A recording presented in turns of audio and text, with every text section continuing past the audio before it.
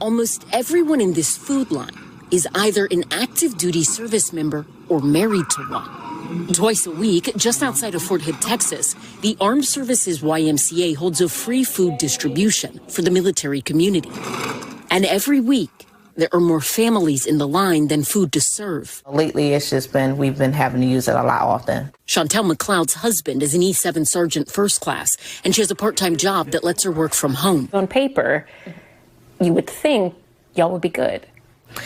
Totally not true. In my opinion, it doesn't really keep up with the growing of the economy, what they pay the soldiers. 5 relocations, 2 deployments, and 3 kids later, she says food pantries have become a lifeline. It kind of frees up a lot so my kids can be kids, you know, and not worry. We caught up with Michelle, Megan, and Crystal, Army wives on their weekly food pantry carpool as they visited 3 in a single day. This really takes up a lot of our time. It's my birthday and I'm at a pantry because if I miss today's pantry, that's going to determine how the rest of the week goes. And if you don't go to the food pantry, that means you're going to have to spend money on food, and then your kids aren't going to be able to go to the pool in the summer or do basic kid stuff. Or gas or toilet paper. A USDA study last year estimated 1 in 4 active duty troops are now food insecure, more than double the rate for civilians. And despite a recent 10% pay raise specifically for junior enlisted troops and the expansion of a stipend for those most in need, food insecurity in the military does not seem to be going anywhere. Do y'all feel like you're living in poverty? Yes. Yeah. According to Pentagon data obtained by NBC News through a records request, nearly 40% of children at DoD-run schools on U.S. military bases currently qualify for lunch assistance. That's up from 30% just 6 years ago. Civilian pantries in the Fort Hood area have seen an uptick in military families using their services, too. When we came on back in 2017, less than 5% of the families coming through our doors were military families, and now we're up in the 20 to 25% range. And these pantries have been hit by inflation, just like everyone else. We're just spending so much more for groceries than we ever have. It is not sustainable in the long term. Doreen O'Cam runs development for the ASYMCA nationally. In 2019, the nonprofit operated 6 food distribution sites on or near U.S. military installations. Today, they have 22. We will run out of food probably by 11 o'clock this morning, and the line will still be there, and we will have to turn people away. O'Cam says sky-high childcare costs nationally and lengthy wait lists at military-subsidized daycares put military spouses in a tough position. Where I live currently, $2,800 a month just for one infant to go into a non-DoD subsidized child care facility. It's just unattainable. And so the reality is they choose to stay home and live off of the single income. And we just don't live in a world where we can live on a single income anymore. We had a $40+ million military parade in D.C. There are some people who looked at that and said, there's a lot of places that money could have gone instead, one of them being making sure that particularly enlisted personnel are making a salary to be able to feed their families. I think that the military parades, in terms of recruitment, that they believed that that was an important piece to it. I think the DoD puts just as much emphasis, though, on taking care of current serving people. You have it for that one day, but then they have to go back to their actual lives, whereas though they're back to wondering and thinking like, okay, well, I need groceries to cover me for the next month, you know. McLeod's husband is retiring from the military this summer. I've heard a lot like it's a volunteer service. Yeah, but you work so hard and you're out there risking your life. You know, you want to feel sound in mind knowing that your family is going to be taken care of. So let me get this fucking straight. Tearing apart families pays better than defending our fucking country? 1 in 4 active duty, meaning full time, cannot afford to feed their fucking family. But the Gestapo gets a fucking raise? They'll spend millions on concentration camps, but tell soldiers to go fuck themselves. They're funding border death squads while veterans sleep in goddamn tents. This isn't policy anymore. This is a goddamn class war. The 1% is profiting off of our suffering, whether it's rents or raids. But the people that sign up to defend our fucking country can't even afford groceries right now. So to every politician who sends troops to die but won't fucking feed them, when the revolution comes, you'll be the first ones to fucking starve. All right, Shalom. And all praise to the Most High, Yahweh, Ba'ashem, Yahushai, Ba'ashem, Rakak and double honor to our apostles, elders, and bishops here at Great Millstone for teaching this truth that's going all around the earth. And Shalom to the hopeful elect out there. It's your brother Atazawan from the Great Millstone here in St. Louis. And we're going to do a quick lesson here on that news clip, all right, about how hard it's been on those that serve in the military. And as it was stated in that report, how many of them are going to food banks and are really not doing all that well. You know, a lot of the spouses have to go find part-time jobs, if not full-time jobs, okay, because they're not making enough money to feed their whole family, all right? And it's always been a thing with the government, all right, to pay, you know, their service members, you know, very small, had them on a very small pay scale, so to speak. And you can go out there and look at the military pay scale, all right, and see what ranks make how much for how many years, and it'll give you a total breakdown of allowances and benefits and so on.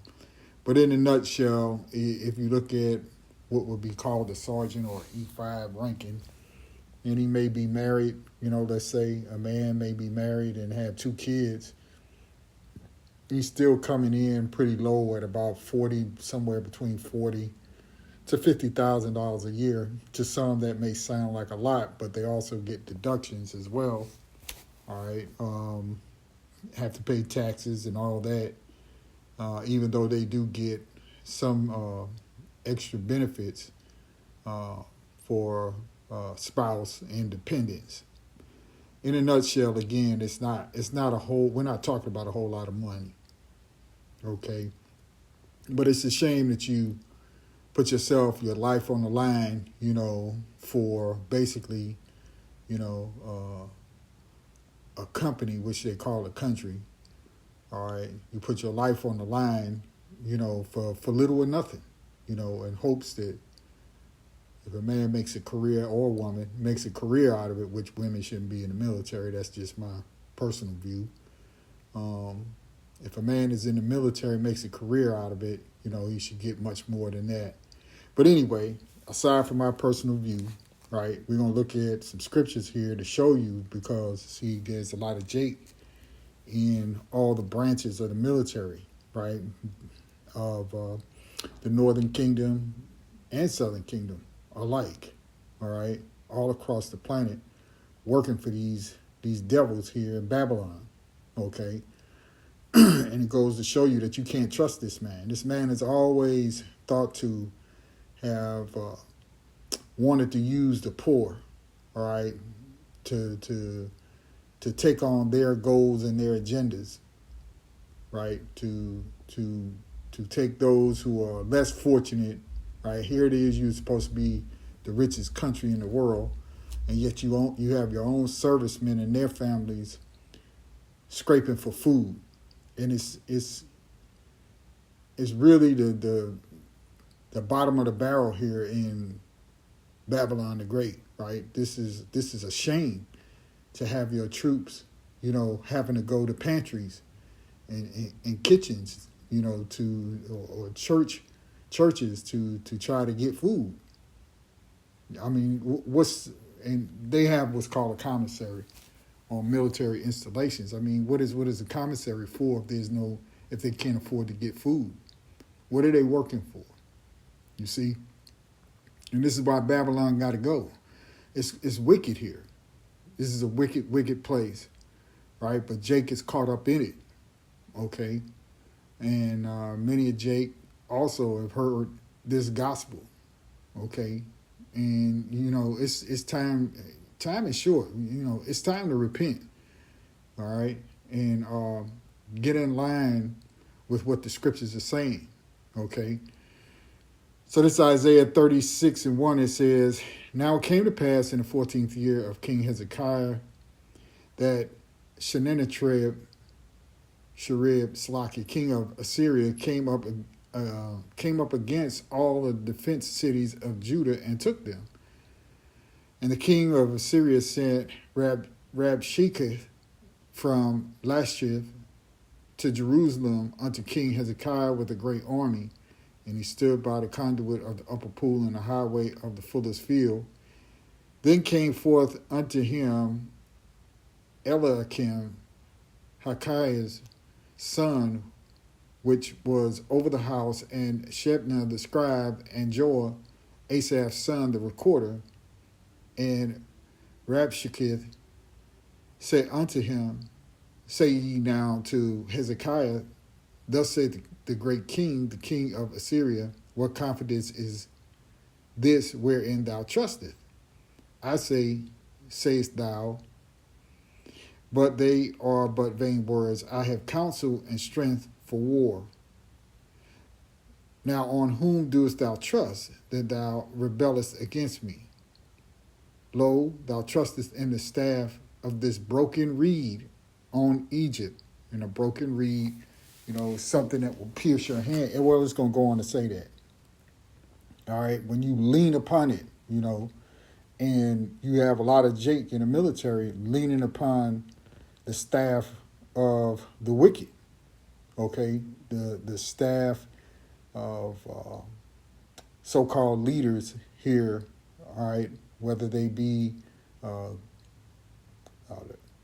as they would say, the commander-in-chief, right, and all his minions, his senators and so on and so forth, all right? You get your marching orders from them, right? And Babylon the Great is likened, or America is likened unto Babylon, Egypt, all these different places of captivity, you see? And many of those, and I know they don't see themselves in doing that because, even I served, all right? You don't realize that, you're basically in bed, right, with these people who really don't care about you, because you see that their own active duty military, man, is starving, pretty much. And how they don't take care of the veterans, right? Those that did serve, okay, and deny them their claims, okay, for whatever it is they need, their sickness, their ailments, all right, the things that they suffered while they served. You see, this is a very wicked, unfair place, man.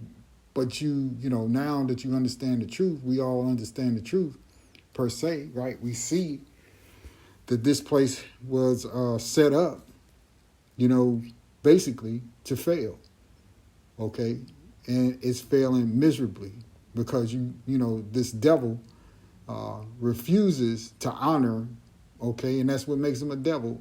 They refuse to honor their word, you see? And so you have servicemen and their families starving.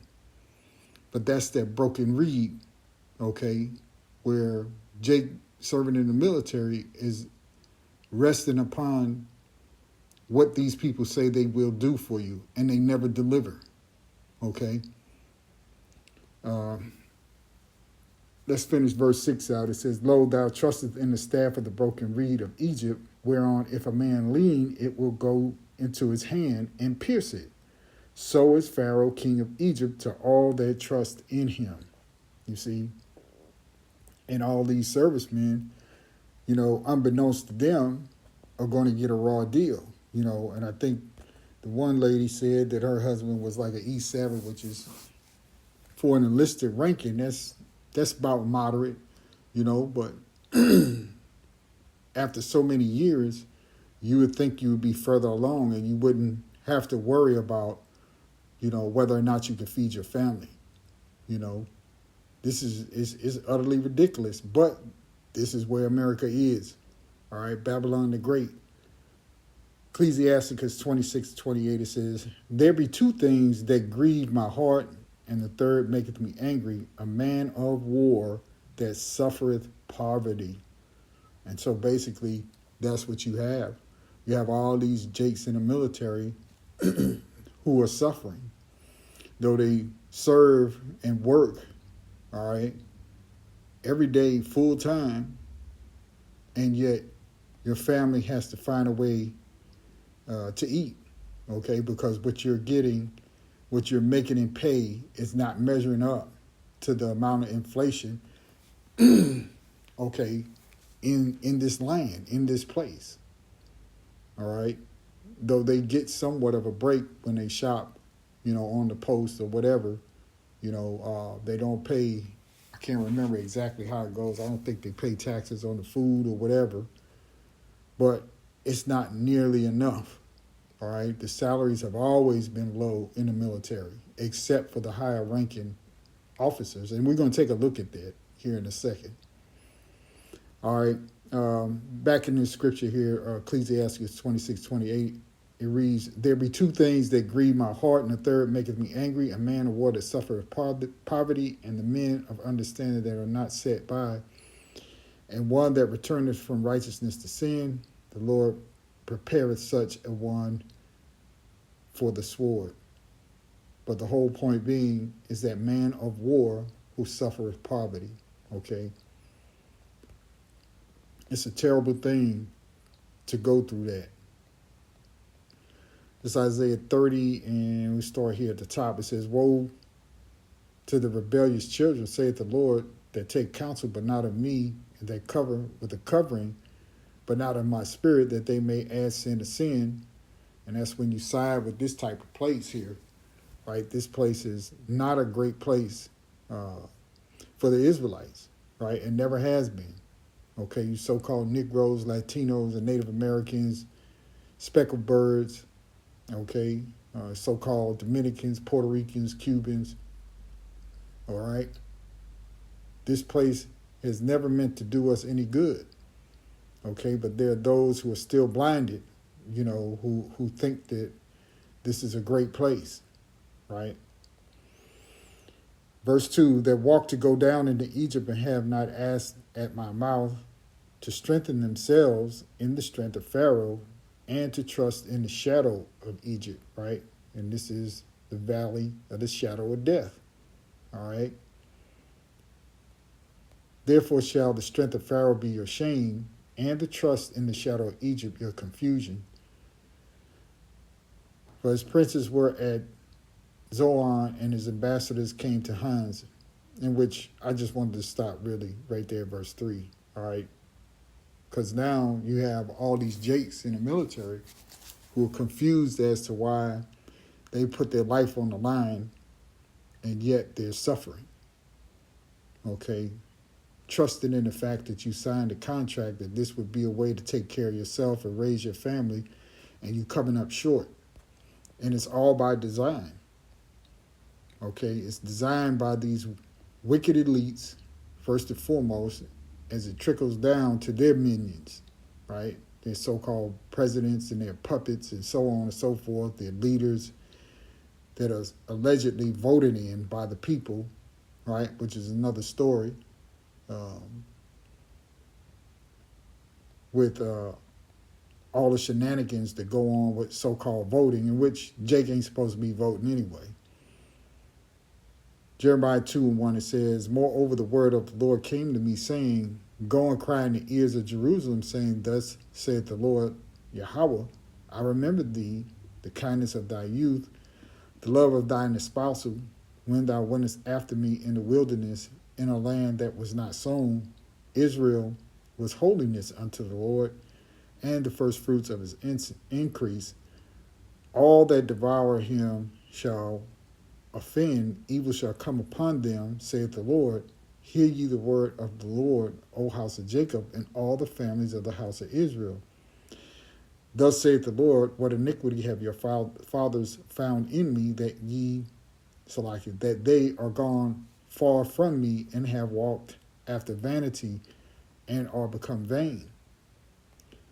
Neither saith they, Where is the Lord that brought us up out of the land of Egypt, that led us through the wilderness, through a land of deserts and of pits, through a land of drought and of the shadow of death." There it is again, right? Synonymous with today's lifestyle, right? Because our people don't search out the Lord. They don't search out the true living power of the Bible, okay? And right now you have prophets and teachers, watchmen, right, set up by the Lord to teach you, all right, because you're in a very, very dangerous time, right, in history, okay, where this window of mercy, this door of mercy by Yahweh Hashem Yahushua is just about closed, all right? And, many Jakes out there, have heard the word and rejected it, which, that's your lot if the Lord doesn't wake you up. It was your lot to stay blinded, to stay asleep.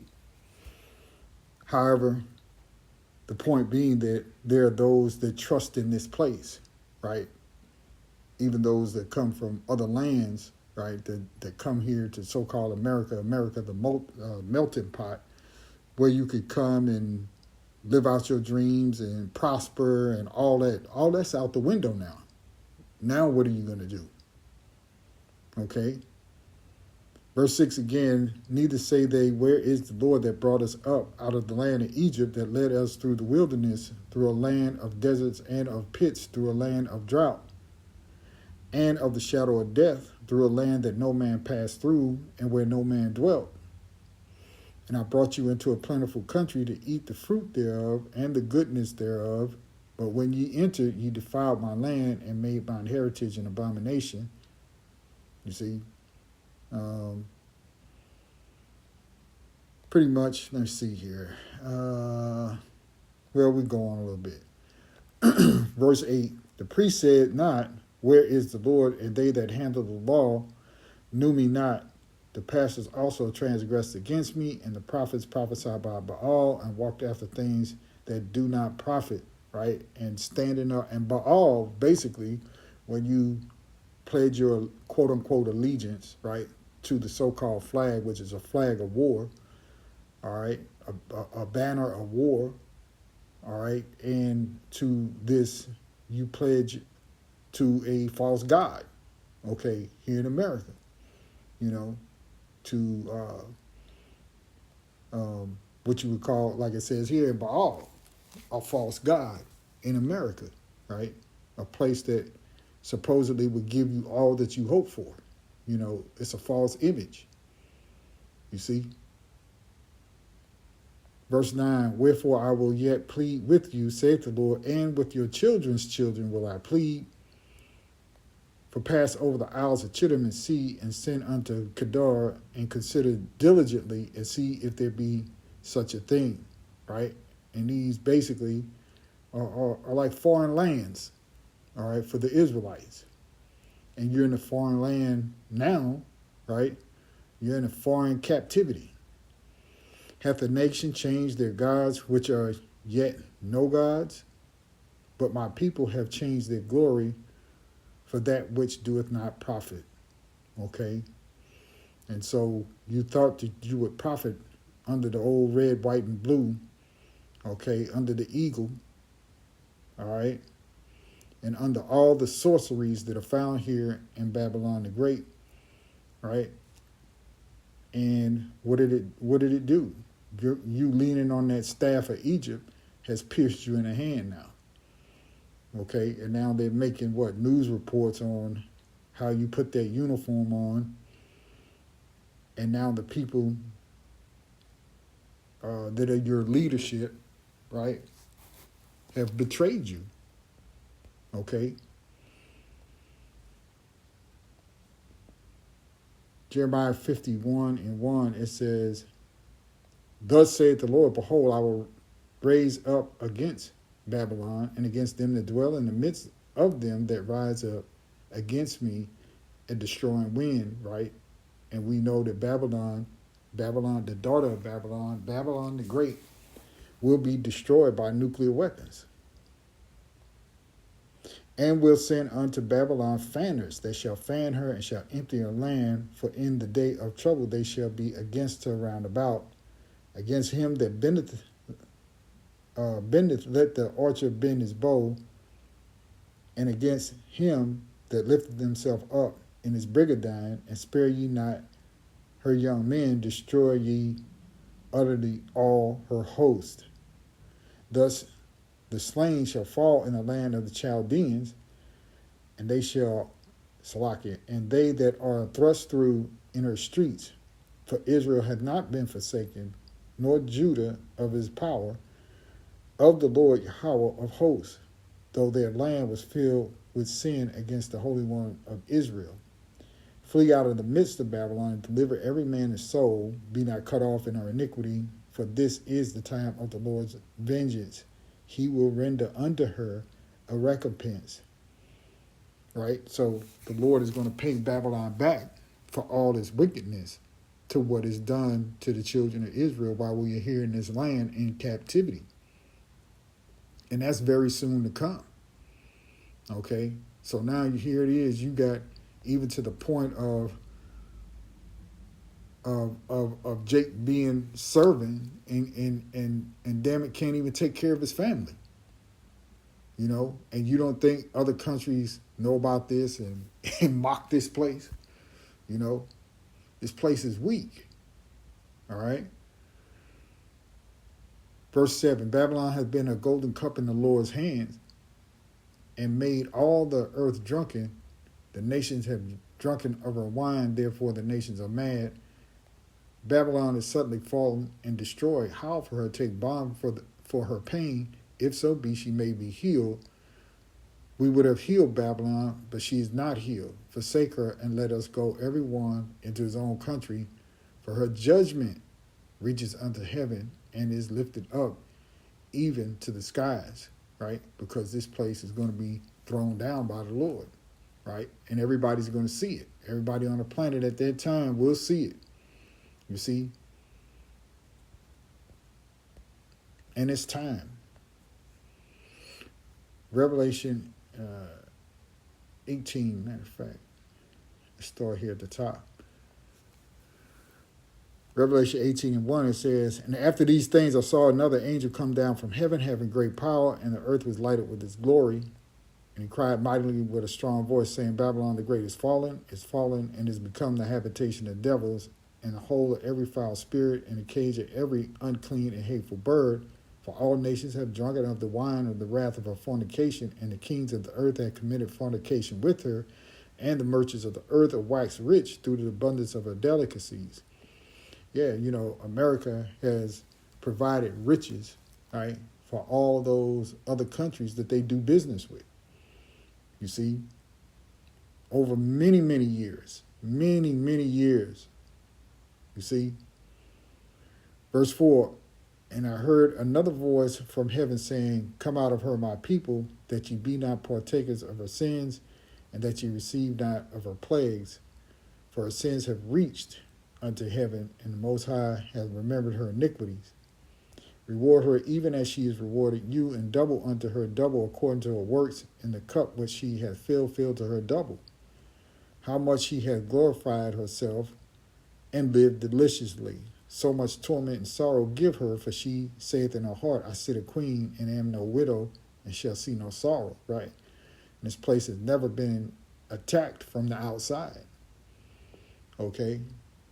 And in its pride, you know, it thinks that it is still the glory of the whole earth, right? But the Lord, Yahweh Shem Yahushai, is going to destroy this place, all right? And so we have to detach ourselves spiritually from Babylon the Great, all right?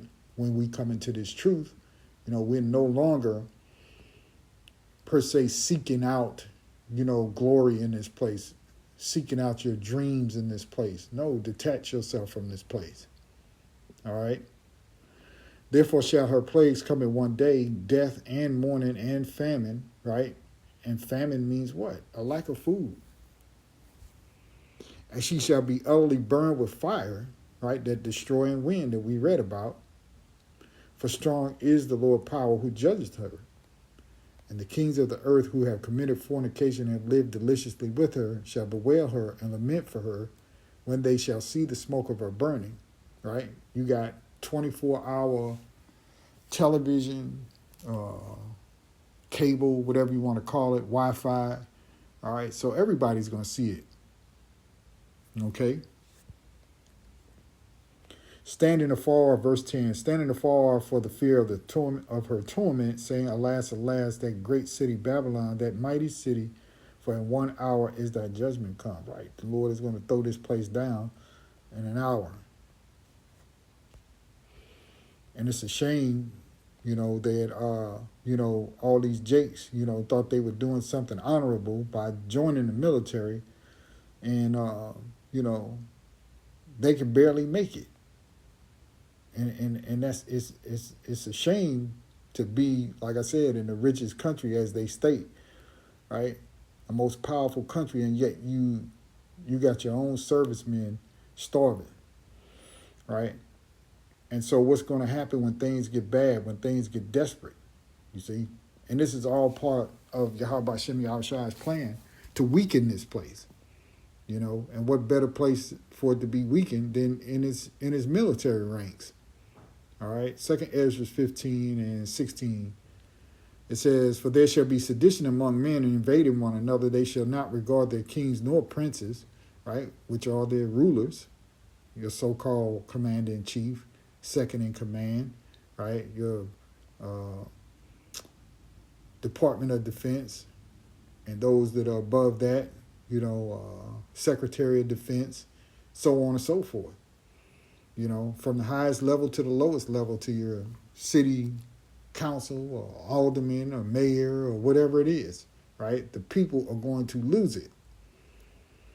They shall not regard their kings nor princes, and the course of their actions shall stand in their power. A man shall desire to go into a city and shall not be able. For because of their pride, the city shall be troubled, the houses shall be destroyed, and men shall be afraid. Verse 19. A man shall have no pity upon his neighbor, but shall destroy their houses with the sword and spoil their goods, right? What you have in your house. Okay? For what reason? Because of the lack of bread, starvation, famine, right? These people are going to lose it. And for great tribulation, behold, saith the Lord, I will call together all the kings of the earth to reverence me, which are from the rising of the sun, from the south, from the east, and Libanus, to turn themselves one against another and repay the things that they have done to them, like as they do yet this day unto my chosen, right? So these people have you under a contract, right? When you go into the military, you sign a contract, all right?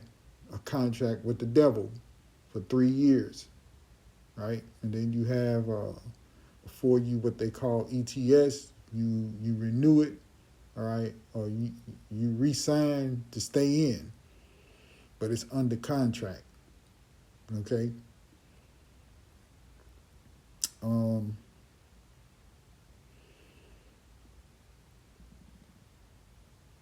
Verse 21 again. Like as they do yet this day unto my chosen, so will I do also, and recompense in their bosom. Thus saith the Lord power, my right hand shall not spare the sinners, and my sword shall not cease over them that shed innocent blood upon the earth. And this devil has gone throughout the earth shedding innocent blood, even here in this land. All right. So now we'll look at a couple things here. Through the AI overview, it says the average annual salary for a U.S. soldier varies based on rank, experience, and other factors, but generally falls between $40,000 and $70,000. Enlisted soldiers at the entry level, E1, earn around, $21,420 per year, right? So they get roughly, I don't know, I think it's higher than that now, but let's say at the lowest end, a man does come in as an E1, and he's got a wife and 2 children. He gets a little bit additional for each dependent. They used to call it BAQ. I don't know what they call it now. But he get a little additional, to try to take care of his family. But when you add it all up, it's still not that great of a deal, okay, to put your life on the line. All right. It goes on to say, while higher ranking officers can earn significantly more, with some making over 200,000. Yeah, that sum would be your generals, your 4 or 5. Well, I don't think they have 5-star generals anymore. They may, I can't remember. But anyway, that's the very top, okay, as far as officers. But if you look here, because we're talking about, I think that lady said her husband was an E7. So you look here, it says enlisted ranks. At the lowest rank, E1 soldiers earn approximately $21,420, while higher enlisted ranks, E5, which would be your sergeant, and above, staff sergeant, E6, can earn $30,000 to $33,000 annually. So roughly about $40,000 when you add up all the other little things that they can get for having dependents. Salakia. All right, but it's not a whole lot. You see.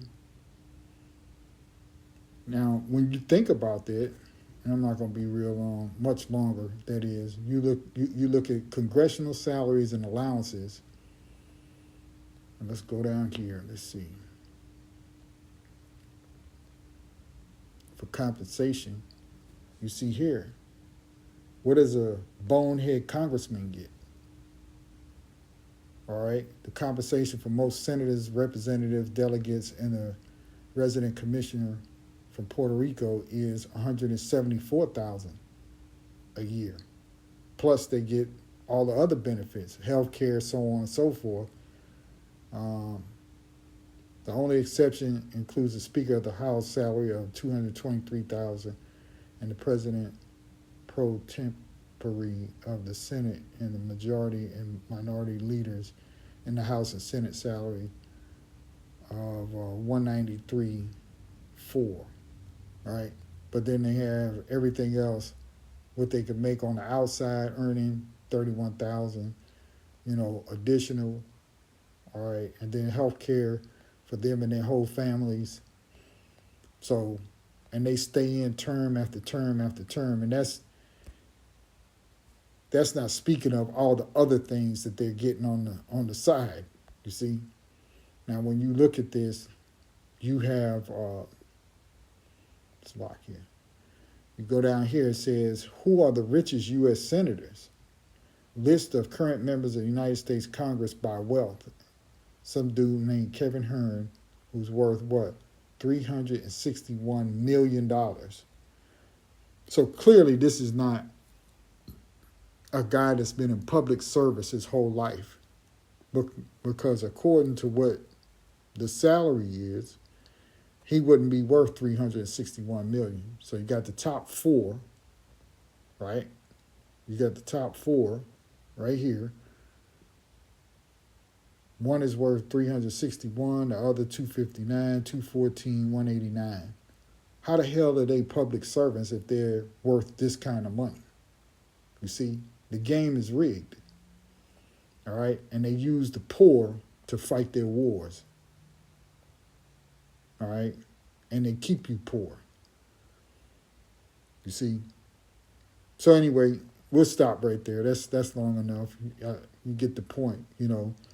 According to that news clip, many servicemen and their families are not doing well. While you got all these rich senators, representatives, delegates who are living high on the hog, okay, and they don't risk anything. And it's a damn shame. But Yahweh Hashem Yahushai has a plan in effect, all right? And this place will soon be over, all right? Don't rely on that broken reed here in Egypt, all right? So I'll end the lesson right there. All praise to the Most High Yahweh by Hashem Yahushai. Shalom.